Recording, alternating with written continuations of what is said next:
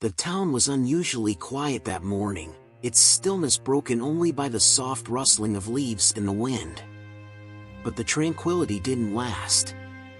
A piercing ambulance siren cut through the silence, turning heads and drawing curious gazes from windows and doorways. Inside the speeding vehicle, paramedics worked frantically to stabilize an elderly man, his breath shallow and labored.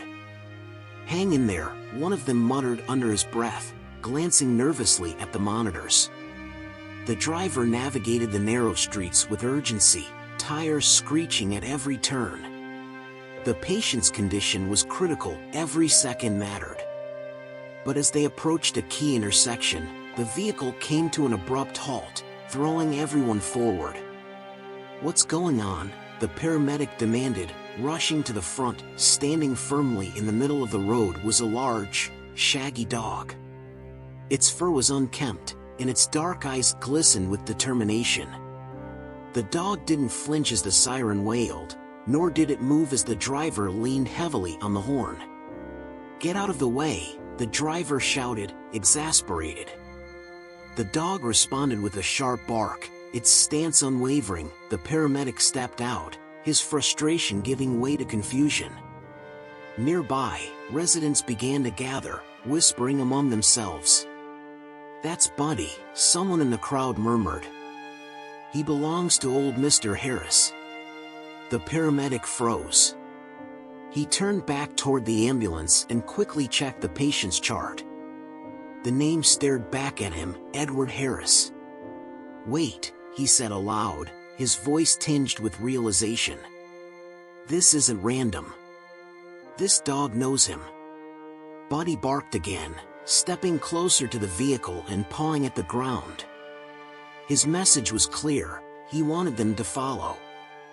The paramedic hesitated, torn between protocol and instinct. "We're following the dog," he decided abruptly. "What?" the driver exclaimed. "Trust me," the paramedic insisted. "This dog isn't just blocking us, it's trying to tell us something." The ambulance began to move, trailing behind the determined canine. Buddy led them down quieter streets, away from the usual hospital route, until they reached a small park on the edge of town. He stopped near a wooden bench, barking insistently. The paramedic stepped out again, scanning the scene. On the bench lay a hat, a walking cane, and a tattered bag. This was Mr. Harris's favorite spot, an older woman from the crowd explained, her voice tinged with sadness.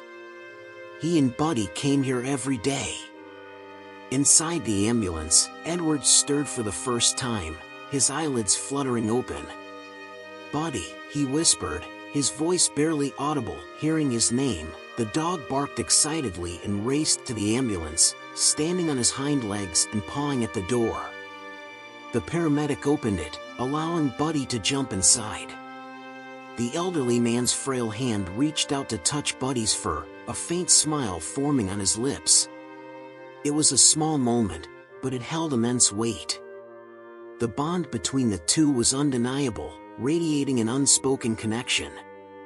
The ambulance resumed its journey, this time carrying not just a patient but a story that would soon captivate the entire town. At the hospital, doctors worked tirelessly to stabilize Edward. Meanwhile, Buddy waited outside the emergency room, his tail wagging nervously every time a door opened. As the hours passed, the story spread. Neighbors and friends gathered to share their memories of Edward and Buddy. "They were inseparable," one man recalled. "That dog followed him everywhere, like a shadow. He used to call Buddy his guardian angel," another added. "Said he was smarter than most people." Late that evening, the doctors emerged with news that Edward was out of danger. Cheers erupted among the crowd, but Buddy's reaction was the most heartfelt. The moment he was allowed inside, he dashed to Edward's bedside, leaping onto the bed and licking his face. "Easy, Buddy," Edward murmured, his voice still weak but filled with warmth.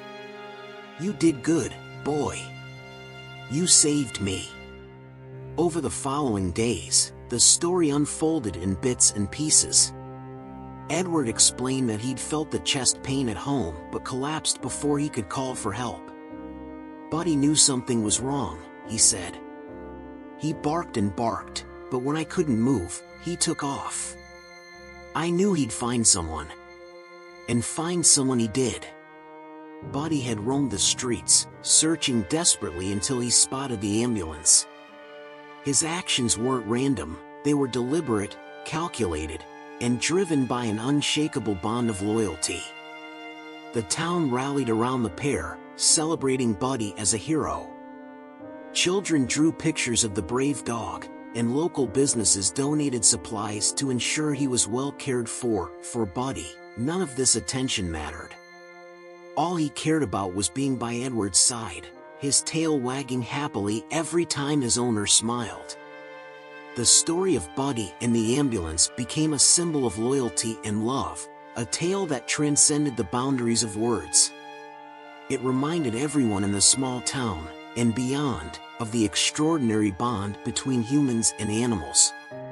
Edward's recovery was slow but steady.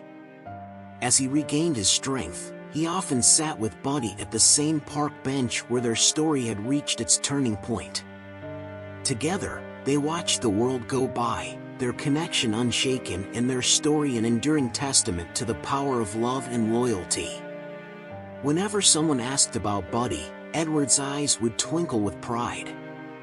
"He's not just my dog," he'd say. "He's my hero." And in the hearts of everyone who heard their story, Buddy wasn't just a hero, he was a reminder that sometimes, the purest love comes with 4 legs and a wagging tail.